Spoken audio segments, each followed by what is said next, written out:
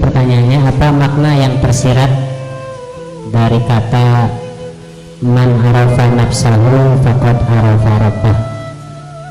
Mohon dijelaskan ya, barang siapa yang mengenal dirinya maka dia akan mengenal Rabbnya. Itu diduga hadis man arafa nafsahu arafa rabbahu.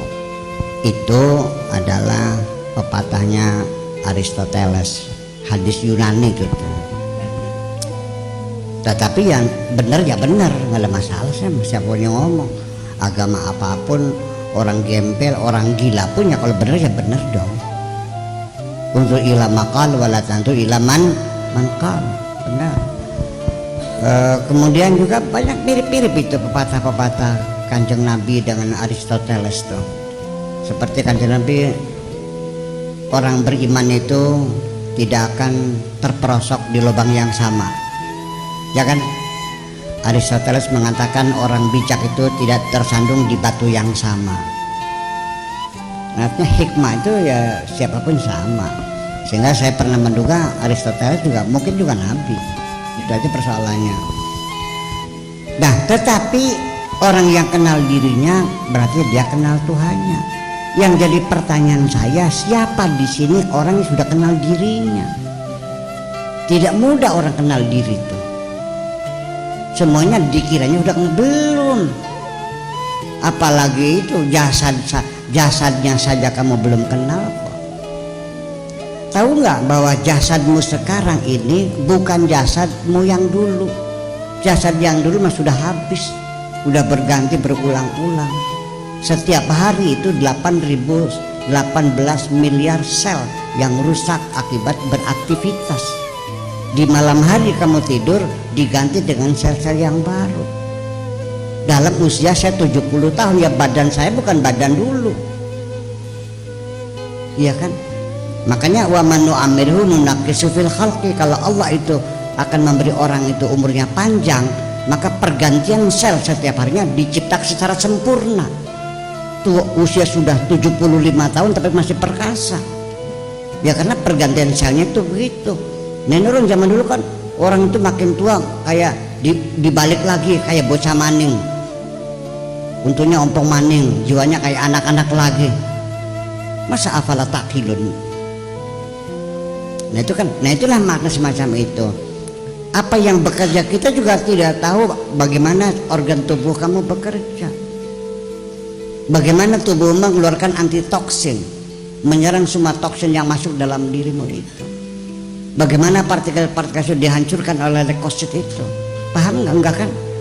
Ya baru jasad yang belum paham sih, apalagi yang ruhaniat.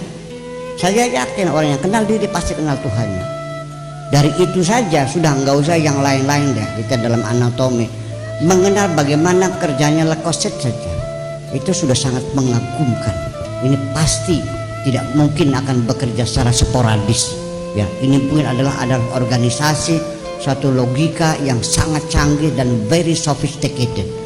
Dari situ saja sudah bisa mengungkap kebenaran Tuhan. Nah kalau kamu sekolah enggak, matematika enggak, biologi enggak, kimia enggak, dari mana kamu bisa mengenal Tuhanmu? Nah, saya mau kasih tahu, ilmu fikih itu tidak mengantarkan kepada ketuhanan. Ya, malah ruwet baik ini barang ini. Iya, kan itu hanya berdalil kayak orang ahli hukum ya. Iya, yang semuanya itu sampai sekarang juga ahli hukum jadi bingung gitu ya.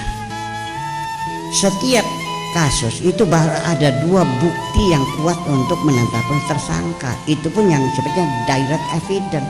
Ada terjadi orang dihukum hanya sifatnya artinya bukan direct evidence, circumstances evidence. Kok bisa dihukum sih? Ini kan persoalan. Dan kita ini kan kontinental, bukan Anglo-Saxon. Jadi satu putusan pengadilan tidak bisa menjadi referendum. Ya berselidiknya kan ini kan bertengkar.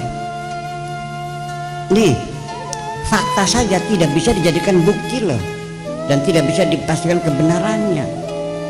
Nah fikih itu kan sering terjebak begitu masalahnya, sering terjebak. Nanti kita uraikan lagi dalam kesempatan lain.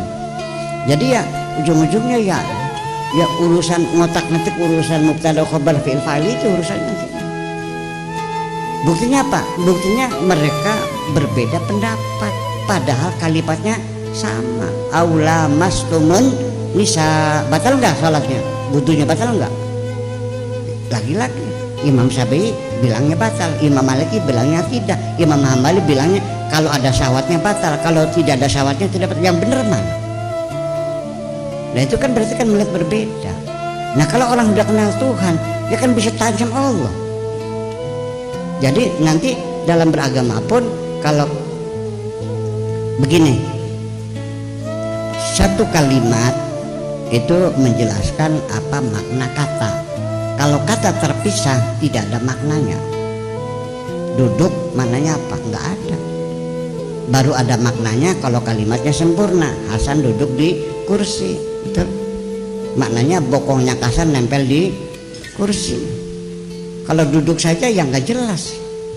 Nah, Hasan duduk di kursi, maknanya bokongnya nempel di kursi. Tapi begitu kalimatnya berubah, Belanda menduduki Indonesia. Nah, bokongnya Belanda nempelnya di mana?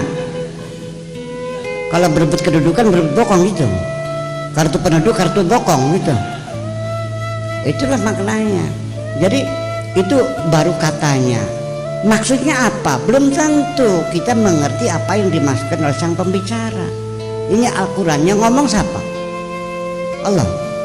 Jadi kalau pengen tahu maknanya sama siapa nanyanya? Sama Allah. Mereka nggak bisa nanya Allah, nanya makan jang Nabi. Mereka sendiri menanya hanya beberapa kata saja.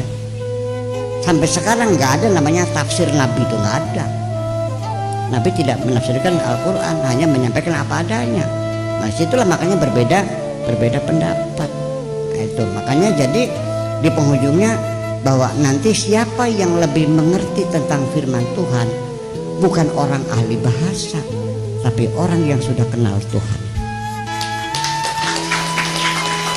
Iya dong.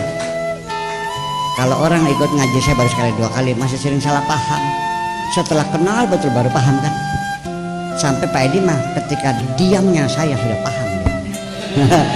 Iya, apalagi ngomong ya kan. Nah, begitu kira-kira. Ya, itu betul dan itu silakan coba kenali dirimu sendiri.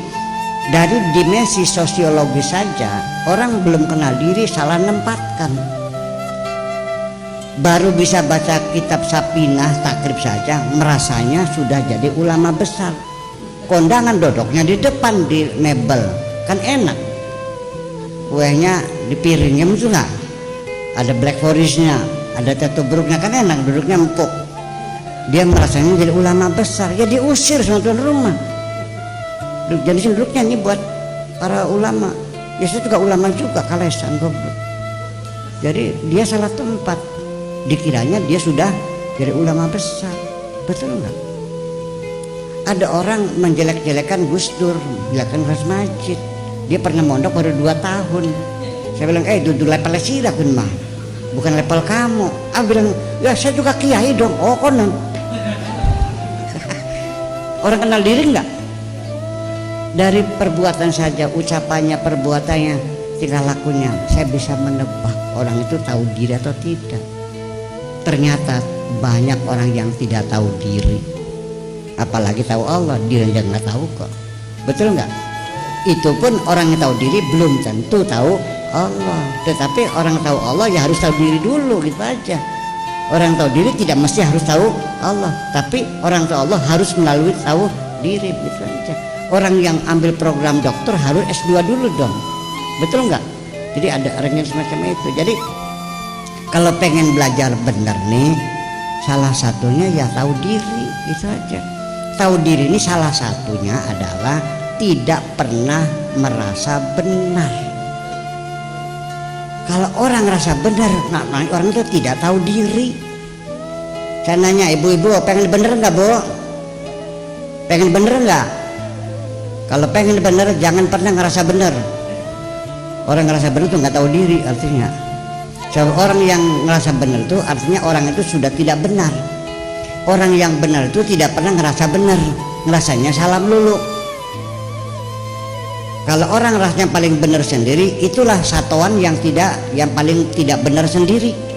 Kenapa orang rasa paling benar sendiri itu orang yang paling tidak benar sendiri? Karena dia berpotensi bertengkar dengan siapapun ketika berbeda pendapat. ujung-ujungnya menyalahkan orang lain. Sehari bertengkar terus, ujungnya dia merasa mendapat mandat dari Tuhan bisa memaksa orang lain dengan bawa pentungan sambil takbir Allahu Akbar.